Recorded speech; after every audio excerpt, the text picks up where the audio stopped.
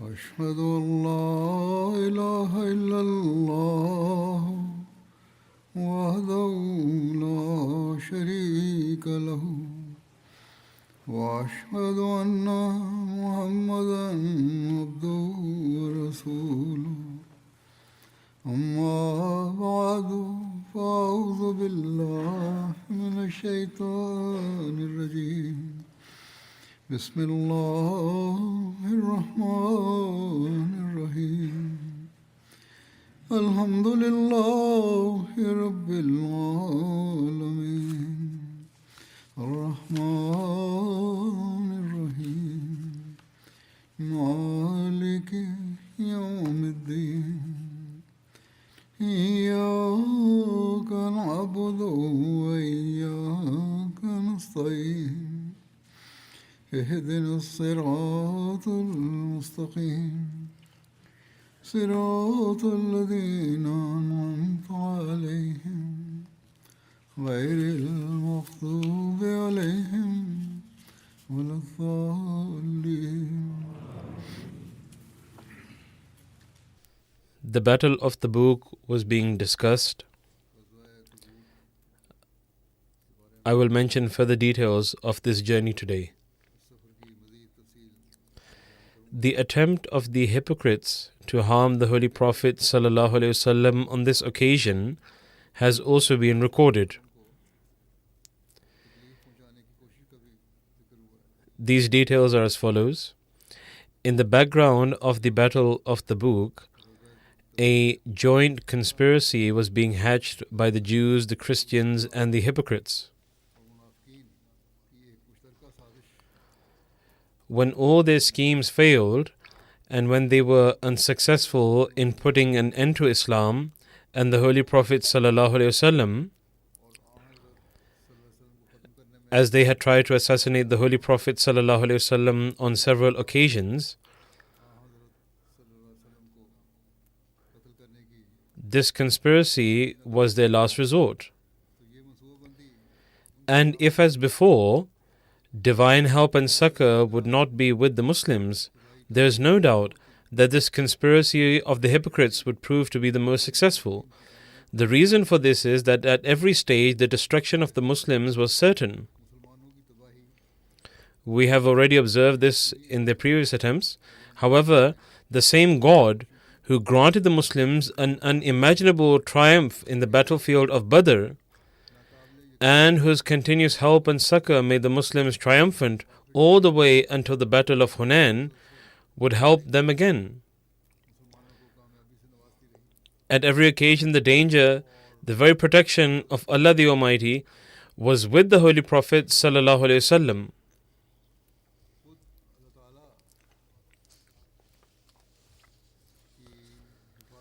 Similar incidents occurred on this occasion. The journey from Medina to Tabuk was equivalent to traveling into the Valley of Death. Traveling safely to Tabuk and back was sufficient to leave the hypocrites utterly stunned.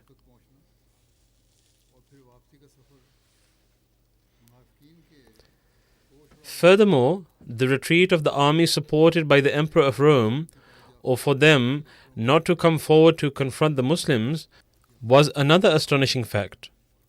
Additionally, all the opposing powers living on the borders of Arabia became terrified, and subsequently, most of them came to the Holy Prophet ﷺ, sought reconciliation, and paid the jizya, and considered this the means for their protection. From all these incidents, the conspiracies of the hypocrites seem to have been reduced to dust. The reason for this is that the hypocrites could not even have imagined that any Muslim could have safely returned to Medina alongside the Holy Prophet ﷺ.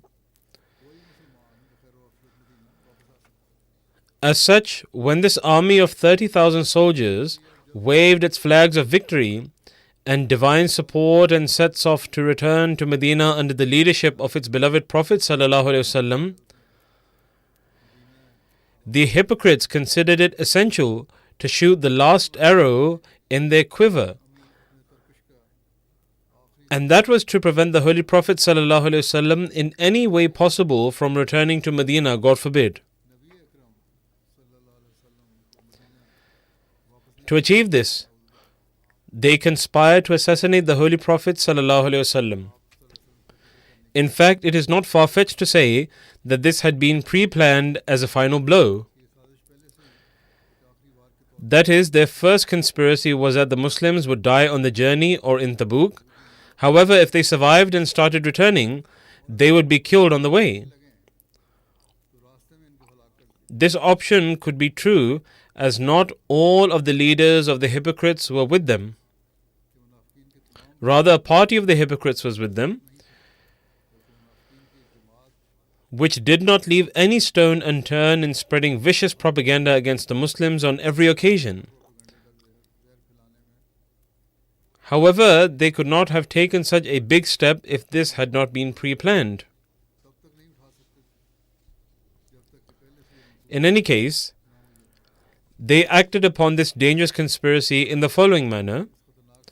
On the journey back, there was a path in the valley which divided into two. One was a wide open field, and the other was a narrow path, a passage through a rugged, elevated valley. This was also a shortcut, and the Muslim army had to pass through this mountain pass. The hypocrites devised a plan that when the entire army would be passing over the height of the pass, with the huge crowd and large number of people, they would use the darkness of the night, as the journey was happening at night. At that moment, all these hypocrites would gather near the Holy Prophet ﷺ's camel and somehow force his camel towards the edge of the pass and cut the ropes of the saddle. In this way, the camel would throw, God forbid, the Holy Prophet ﷺ into the ravine, into the pit below, or fall in itself along with him.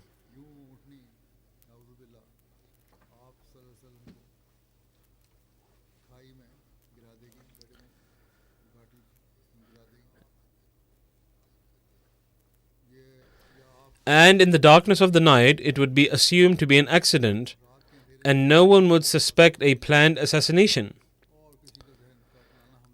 Hazrat Urwa bin Zubair Raziyallahu Ta'ala Anhu relates that when the Messenger of Allah Sallallahu Alaihi Wasallam left Tabuk to return to Medina, a group of hypocrites intended to kill him. They had planned that they would throw him from the top of a mountain pass along the route. But at the exact moment, Allah the Almighty informed the Holy Prophet ﷺ of the hypocrites' plot. The Holy Prophet ﷺ then had it announced that no one was to use the mountain pass except the Holy Prophet ﷺ and 3 of his companions. He said, "Only I will go through the pass, everyone else will go through the open valley." The companions who accompanied him were Hazrat Huzaifa bin Yaman, Hazrat Hamza bin Amr Aslami, and Hazrat Ammar bin Yasir. As for the rest of the army, they were to pass through a wide open plain in the valley. Because of this sudden change of route, the hypocrites' plan appeared to be ruined. Yet even then, they did not give up their evil intention. They immediately selected 12 or 15 men and agreed that they would cover their faces with cloths, rush towards the mountain pass, and according to the earlier plan, suddenly scare the camel, causing it to bolt. Their aim, God forbid, was to cause the very accident they had been hoping for. And so they proceeded with this plan. As the Holy Prophet ﷺ was walking along the pass, he heard the sound of people approaching. They came near and frightened his camel, causing some of the luggage to fall. The Holy Prophet ﷺ then instructed Hazrat Huzaifa to attack these hypocrites and drive them away. Hazrat Huzaifa began striking their mounts with a stick and saying, "Enemies of Allah, move aside." He continued striking their animals. The hypocrites realized that the Prophet ﷺ had become aware of their scheme and they did not want to be recognized. Therefore, they quickly descended from the pass and blended into the army. Hazrat Huzaifa returned to the Holy Prophet ﷺ. The Holy Prophet said, "Huzaifa, strike my camel from behind, for it has been frightened, and O Ammar, guide it from the front, so that this startled camel regains its proper course." In one narration, Hazrat Huzaifa relates, "When we reached the mountain pass, 12 men confronted the Holy Prophet ﷺ in that pass. When I informed the Messenger of Allah ﷺ, he called out to them. At this, they turned their backs and fled. The Messenger of Allah ﷺ then said to us, 'Did you recognize them?' We submitted, 'O Messenger of Allah ﷺ, we did not recognize them, because they had covered their faces and it was dark. But we recognized their mounts.' The Arabs were also very good at recognizing people's mounts. He said, 'These people will remain hypocrites until the day of resurrection. And do you know what their intention was?' Then he questioned the companions who were with him. He says, 'We said, no, we do not know.' The Messenger of Allah ﷺ said, 'They intended to confront the Messenger of Allah in the pass and cause him to fall there.' We submitted. 'Will you not send a message to their tribes, instructing each tribe to send you the head of their man, so that they may be punished or executed?' The Holy Prophet ﷺ replied, 'No, I do not want the Arabs to start saying among themselves that Muhammad ﷺ has begun killing his own people.' According to some narrations, the Holy Prophet ﷺ was still on his camel when revelation descended upon him. Hazrat Huzaifa was standing nearby. The Holy Prophet ﷺ called out, 'Who is there?' He replied, 'Huzaifa.' The Holy Prophet ﷺ then said, 'I am going to tell you something in confidence. Do not mention it to anyone.' He then gave the names of each of the attackers one by one and added, 'I have been forbidden from offering their funeral prayer. They are hypocrites.' According to various narrations, the Holy Prophet ﷺ named 12 or 13 or 15 individuals. Because the Holy Prophet ﷺ had instructed Hazrat Huzaifa not to reveal the secret to anyone, Hazrat Huzaifa never disclosed the names to anyone. Even during the Khilafat of Hazrat Umar, when Hazrat Umar learned that Huzaifa knew the identities, he adopted the following method. Whenever someone passed away and Hazrat Umar had a suspicion that the deceased might be among those individuals, he would take Huzaifa by the arm and bring him along to the funeral.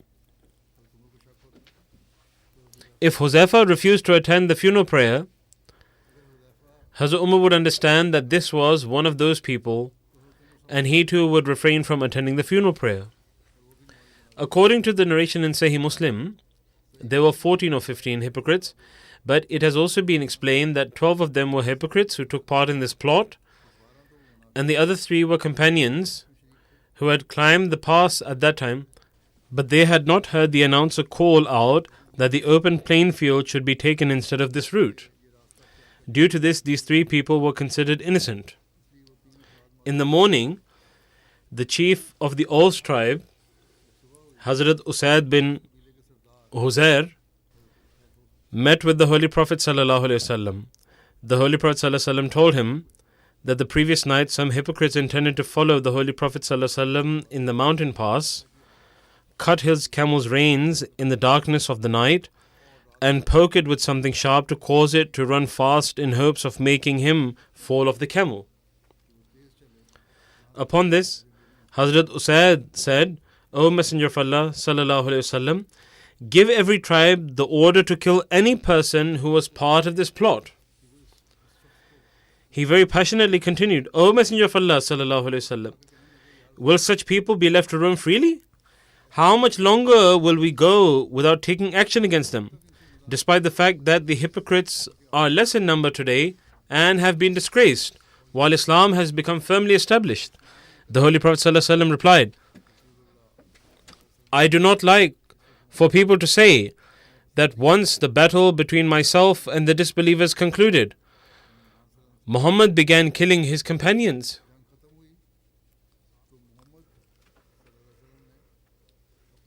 Hazrat Usaid said, O Messenger of Allah, these people are not companions.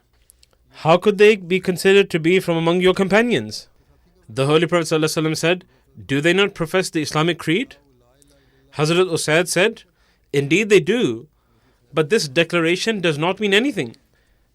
It is merely superficial. They do not profess the creed in their heart. The Holy Prophet said, since they profess the Islamic creed, even if they do so superficially, I will not kill them. The so-called scholars of today who issue edicts to kill those who profess the Islamic creed should bear this statement in mind. Hazrat Muslim Maud Razillah Ta'ala Anhu states that when the hypocrites of Medina came to know that no fighting had occurred and that the Holy Prophet Muhammad sallallahu alaihi wasallam was returning safely, they realized that the secrets of their hypocritical ways had become known to the Holy Prophet sallallahu alaihi wasallam and that they would likely not escape punishment now. Thus they stationed a few men from Medina at a distance along such a path that was extremely narrow, upon which only one rider could pass at a time. When the Holy Prophet ﷺ approached this area, Allah the Almighty informed him through revelation that ahead on both sides of the path, enemies were lying in ambush. The Holy Prophet ﷺ instructed one companion to go ahead and survey. That companion ordered his mount forward quickly, and when he reached there, he saw some men hiding in exactly the manner that those who lie in ambush would sit. There are several narrations. This was also a narration quoted by Hazrat Muslim Maud Razillah Ta'ala Anhu. When they saw him approaching, they fled from there. However, the Holy Prophet ﷺ did not deem it appropriate to pursue them. When the Holy Prophet ﷺ returned to Medina, the hypocrites who had not taken part in the battle began presenting varying excuses, and the Holy Prophet ﷺ accepted the excuses. But now the time had come for the reality of the hypocrites to be made manifest before the Muslims.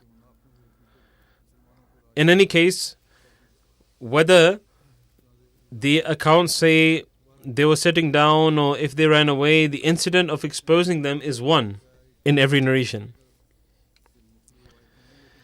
Every effort was made to try and inflict damage to the Holy Prophet Muhammad ﷺ in this narrow gorge, God forbid.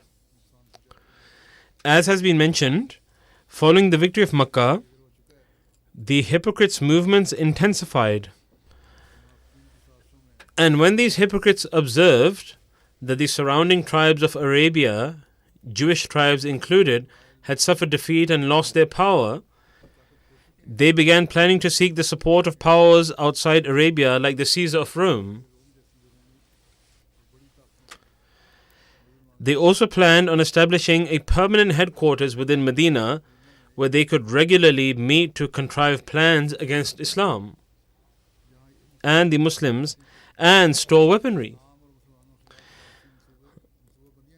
But the headquarters should be such that the Muslims never catch any word of it. Hence, Abu Amir, who for some time had stayed out of the public eye, suddenly started becoming ever present, and those who spread propaganda in favor of the hypocritical agenda started calling him Abu Amir the ascetic. He suggested that the hypocrites establish their headquarters in Quba.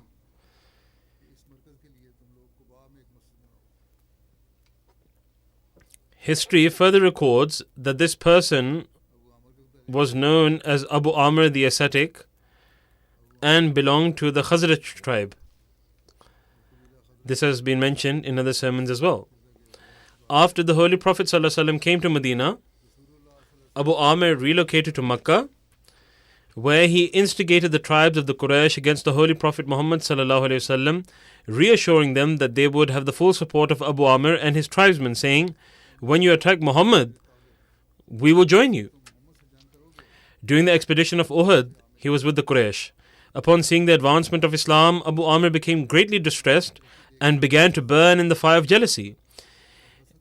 It was he who had ditches dug on the occasion of Uhud, and the Holy Prophet ﷺ fell into one of them and was badly injured. When the Battle of Uhud commenced, Abu Amr called out to his tribesmen, "O my tribesmen, I am Abu Amr," but they had become Muslims, and so responded saying, "O mischief monger, we do not welcome your leadership." They responded with revulsion and cursed him. Abu Amr responded, "After my departure, my nation has deteriorated." After this, many of those who had harbored enmity toward the Holy Prophet ﷺ from Abu Amr's tribe left for Makkah.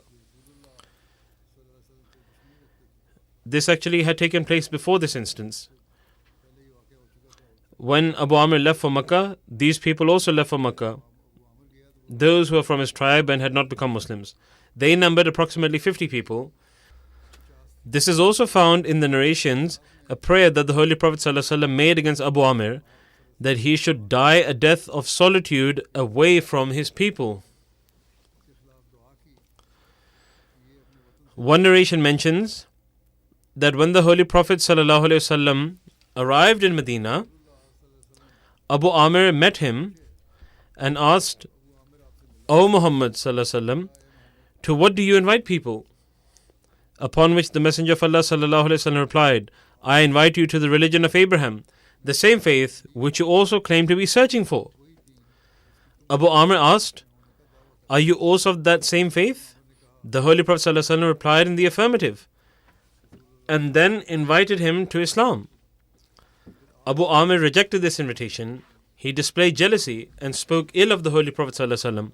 Abu Amr mocked the Holy Prophet ﷺ, saying, "Whoever between us is the liar, may God cause him to die alone and outside his homeland."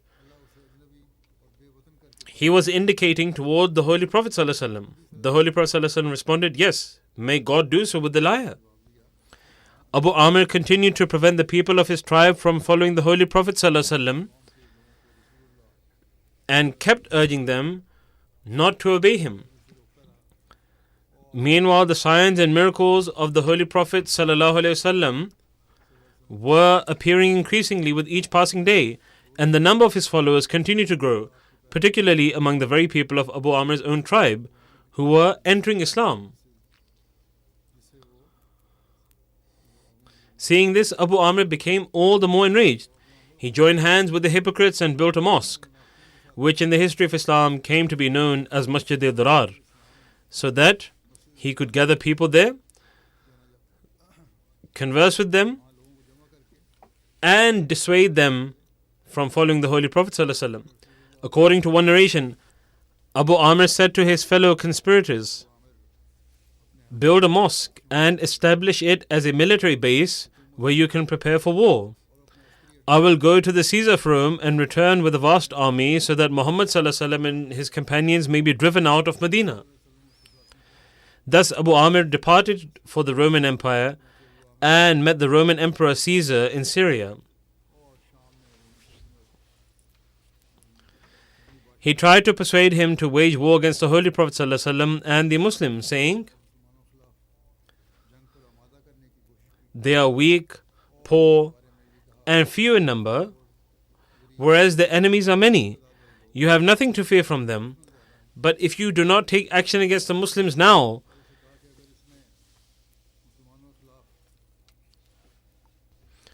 it will not bode well for your empire in the future." Heraclius accommodated him and promised that he would indeed assist him. During this time, Abu Amr conveyed glad tidings to his co-religionists and immoral conspirators, saying that he would soon attack Medina with a mighty army. Therefore he told them they should build a special place for him. With this intention, the hypocrites constructed a mosque in Quba, the mosque which came to be known as Masjid Dirar. However, even this desire of his was never fulfilled. In the end, Abu Amr died alone in a foreign land, in a state of exile in Syria. He had prayed against the Holy Prophet ﷺ, but that very curse turned back upon himself. There is a difference of opinion regarding the year of his death. Some say he died in the 9th Hijrah, while others say in the 10th. But in any case, he died in utter isolation. When the hypocrites completed the construction of the mosque, they came to the Holy Prophet ﷺ and requested him to offer prayers in it. By divine wisdom, they came with this request for the inauguration of their so-called mosque at the very time when the Holy Prophet ﷺ was preparing to set out for the expedition to Tabuk. They said, O Messenger of Allah ﷺ, we have built a mosque for the convenience of the sick and the needy and for rainy nights. We wish that you would come and lead a prayer in it. The Holy Prophet ﷺ replied, I am occupied at the moment, preparing for the journey. When we return from the expedition, we shall pray there. When the Holy Prophet ﷺ returned from the Battle of Tabuk and camped at a place called the Awan, which was about an hour's distance from Medina, the following verse was revealed concerning the mosque built by the hypocrites. وَالَّذِينَ اتَّخَذُوا مَسْجِدًا ضِرَارًا وَكُفْرًا وَتَفْرِيقًا بَيْنَ الْمُؤْمِنِينَ وَإِرْصَادًا لِمَنْ حَارَبَ اللَّهَ وَرَسُولَهُ مِنْ قَبْلُ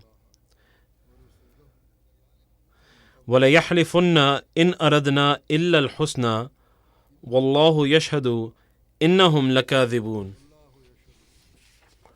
And among the hypocrites are those who have built a mosque in order to injure Islam and help disbelief and cause a division among the believers and prepare an ambush for him who warred against Allah and His Messenger before this. And they will surely swear, we meant nothing but good, but Allah bears witness that they are certainly liars. After this revelation, the Holy Prophet ﷺ summoned Hazrat Malik bin Dukhsham and Hazrat Ma'an bin Adi and commanded them to demolish Masjid Dirar.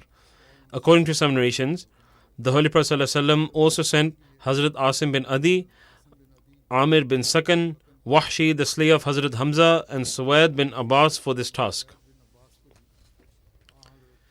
In Sharh al-Zarqani, it is written that it is possible the Holy Prophet ﷺ first sent the two men and later dispatched 4 more to assist them. In any case, the Holy Prophet ﷺ instructed them to proceed towards Masjid Dirar, demolish it, and set it ablaze. Accordingly, they quickly went to the tribe of Banu Salim. Hazrat Malik said to his 2 companions, wait for me until I return. He went to his house, set fire to some dry palm branches, and brought them back. When they reached Masjid Dirar between Maghrib and Isha prayers, they set it on fire and razed it to the ground. At that time, the builders of the mosque were present there, but when the fire broke out, they fled in all directions. When the Holy Prophet ﷺ returned to Medina, he intended to grant that site to Hazrat Asim bin Adi, telling him to build his house there. But Asim bin Adi excused himself, saying, whatever Allah the Almighty had to reveal concerning this place, He has revealed. I do not wish to make my home here, nor do I need it. Rather, grant it to Thabit bin Akram, for he has no house. The Holy Prophet ﷺ then granted that land to Thabit bin Akram. Ibn Ishaq has mentioned the names of those hypocrites who had built Masjid Dirar, and they numbered 12 in total. The Holy Prophet ﷺ's vast mercy, patience and forgiveness are luminously evident in this incident. At every step, he was confronted with dangerous conspiracies from the hypocrites, schemes that caused distress, harm, and even plots to kill him. Yet, though these hypocrites were often caught red-handed, the Holy Prophet ﷺ would always forgive them on every occasion. Only in cases where the security of the state or the integrity of the system was at risk did he take action, and even then only to the extent necessary to neutralize the danger, not to inflict severe punishment, though he easily could have. Hazrat Muslim Maud Razillah Ta'ala Anhu has discussed the conduct of the hypocrites in this regard, stating, God Almighty revealed to the Holy Prophet ﷺ through revelation that the mosque in Quba, which the hypocrites had built, so that they might assemble there under the pretext of prayer and hold their hypocritical consultations, should be demolished, and that they should be compelled to pray in the other mosques of the Muslims. Yet despite so grave a mischief, they were given neither physical nor financial punishment. The Holy Prophet ﷺ was fully aware of their deeds. There is another narration in which the Holy Prophet ﷺ expressed love for Medina and for the Ansar. After a journey of approximately 2 months, the Holy Prophet ﷺ returned to Medina. As he was returning, the love that he had for Medina and its inhabitants was exhibited when, as soon as the Holy Prophet ﷺ caught sight of Medina, he said, هذه طابة وهذا أحد جبل يحبنا ونحبه. This is Taba. Taba is also one of the names of Medina, meaning pure and excellent. And this is Uhud, the mountain that loves us and we love it. In other words, the Holy Prophet ﷺ had love for every part of Medina. Another aspect to this is that with the mention of Uhud, the Holy Prophet ﷺ never forgot the stories of sincerity and loyalty that the companions had written with their own blood in the Battle of Uhud. In one narration, it is stated that the Holy Prophet ﷺ said, I must reach Medina quickly, so whoever among you wishes to travel quickly with me should do so. Then the Holy Prophet ﷺ also said, Shall I not tell you about the best households among the Ansar? The companions replied, Certainly. The Holy Prophet ﷺ said, The households of Banu Najjar. Then he said, The houses of Banu Abdul Ashal. Then he said, The houses of Banu Saida, or the households of Banu Harith bin Khazraj, and there is goodness in all the households of the Ansar. In one narration, the narrator states, Sa'ad bin Ubadah met us, and Abu Usaid said, Do you know that the Messenger of Allah ﷺ mentioned the excellence of the households of the Ansar and placed us at the end? Hazrat Sa'ad went to the Messenger of Allah ﷺ and said, O Messenger of Allah ﷺ, you have mentioned the excellence of the households of the Ansar and have placed us at the end. The companions were mindful even of the order in which the Holy Prophet ﷺ mentioned names when giving praise. Upon this, the Holy Prophet ﷺ said, Is it not enough for you that you are among the people of goodness? The Holy Prophet ﷺ said that it should suffice that he mentioned their name and included them among the people of goodness. As mentioned at the outset, there were 2 major groups who remained behind from the expedition of Tabuk. One was the group of hypocrites, regarding whom Allah the Almighty expressed His displeasure, and the second group consisted of those who were sincere in their faith and wished to partake in jihad. But either they were so poor that despite their efforts, they could not find the means and resources to go, or they were unable to participate because of illness or disability. Allah the Almighty accepted the excuse in the Holy Quran in Surah Tawbah, verses 91 and 92. Accordingly, in a narration of Bukhari, it is stated that when the Holy Prophet ﷺ was returning from the expedition of Tabuk and neared Medina, he said, There are some people in Medina who were with you whenever you undertook a journey or traveled a valley. The companions, astonished, said, O Messenger of Allah sallallahu alaihi wasallam, they are in Medina. How could they be with us while remaining there? The Holy Prophet sallallahu alaihi wasallam replied, they are indeed in Medina, but some sort of illness or other excuse prevented them from joining us. Another narration states that when the Holy Prophet sallallahu alaihi wasallam returned from Tabuk, he expressed gratitude to Allah the Almighty and said, Alhamdulillahi ala ma razaqana fi safarina hadha min ajrin wa hasanatin wa min ba'di shuraka'una fihi.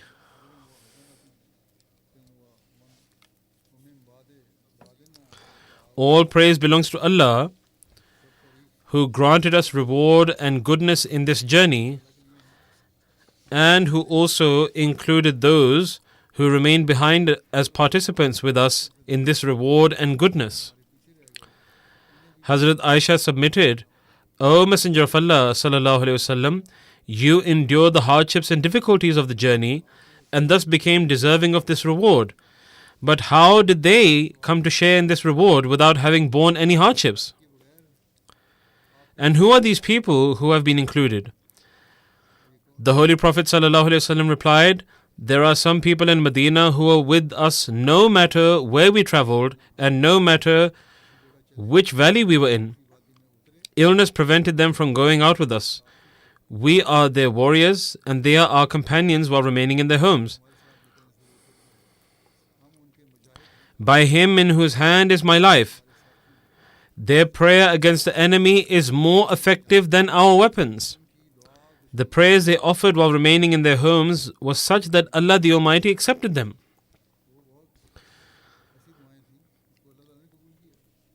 Regarding the return from the expedition of Tabuk, there is also mention of the heartfelt manner in which the people of Medina welcomed them back. It is recorded that when the Holy Prophet ﷺ returned from Tabuk, the people of Medina, including men, women and children, went to Thaniyatul Wada, just outside of Medina, as they brimmed with love for the Holy Prophet ﷺ and longed to see him and be in his blessed presence. There they recited the following couplets: Tala al-badru alayna min thaniyatil wada' wajaba ash-shukru alayna ma da'a lillahi da'a. The full moon has risen up us from the valley of Thaniyatul Wada'. Gratitude to Allah has become obligatory upon us so long as there remains anyone who calls on to Allah.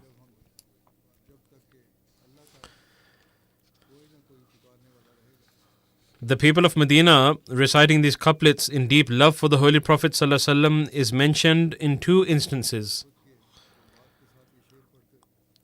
One, when the Holy Prophet ﷺ migrated from Makkah to Medina, and the second, when the Holy Prophet ﷺ entered Medina upon returning from Tabuk. Some commentators of hadith, such as Allama ibn Hajar Asqalani, a commentator of Bukhari, are of the opinion that it is entirely possible that the couplets mentioned in the narration from Hazrat Aisha relate to the time when the Holy Prophet ﷺ returned from the expedition of Tabuk, because at that time the people and the children welcomed the Holy Prophet ﷺ at Thaniyatul Wada', since those arriving from the direction of Syria were received at that location. When the people of Medina learned of the Holy Prophet ﷺ's safe return from Tabuk, they came out joyfully to welcome him outside Medina at Thaniyatul Wada'. Just as Hazrat Sa'ib bin Yazid narrates, I remember that I too went with the other children to Thaniyatul Wada' to welcome the Holy Prophet ﷺ when he was returning from the expedition of Tabuk. Imam Bahaki has also recorded that the children welcomed the Holy Prophet ﷺ with these very couplets when he returned to Medina from the expedition of Tabuk.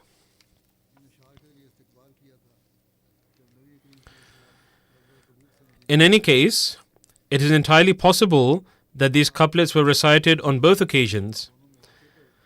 However, the likelihood of their being recited upon the return from Tabuk is greater because, as mentioned, the people of Medina, overwhelmed with emotion, would have come out in overflowing love to behold and welcome the Holy Prophet sallallahu alaihi wasallam. It has been described that this journey was one regarding which the hypocrites had spread such rumors that when the good news was received that the Holy Prophet ﷺ and the companions had returned safely, it was as though dried crops had received rain. On this joyous occasion, the Muslims of Medina, including the children and elderly, women and men, all came out to welcome the Holy Prophet ﷺ. In any case, it is very possible that these couplets were also recited upon the migration from Makkah, and expressions of love could certainly have occurred on both occasions. There is no need for debate in this regard. However, it is established that after arriving in Medina, the realization and depth of love that the Muslims attained for the Holy Prophet ﷺ was far greater than what they had previously possessed at the time of the migration. God willing, I will mention some of the incidents and aspects from the life of the Holy Prophet ﷺ in the future.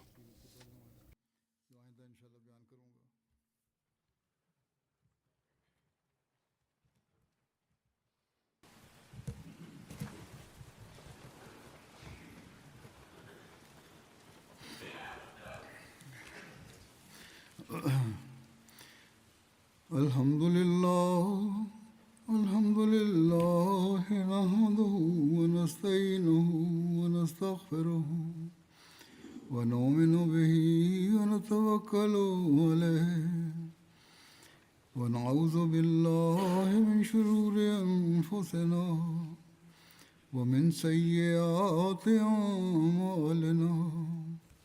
من يهده الله فلا مضل له ومن يضلل فلا هادي له ونشهد أن لا إله إلا الله ونشهد أن محمدا عبده ورسوله عباد الله رحمكم الله إن الله يأمر بالعدل والإحسان وإيتاء ذي القربى وينهى عن الفحشاء والمنكر والبغي يعظكم لعلكم تذكرون اذكروا الله يذكركم وادعوه يستجب لكم ولذكر الله أكبر.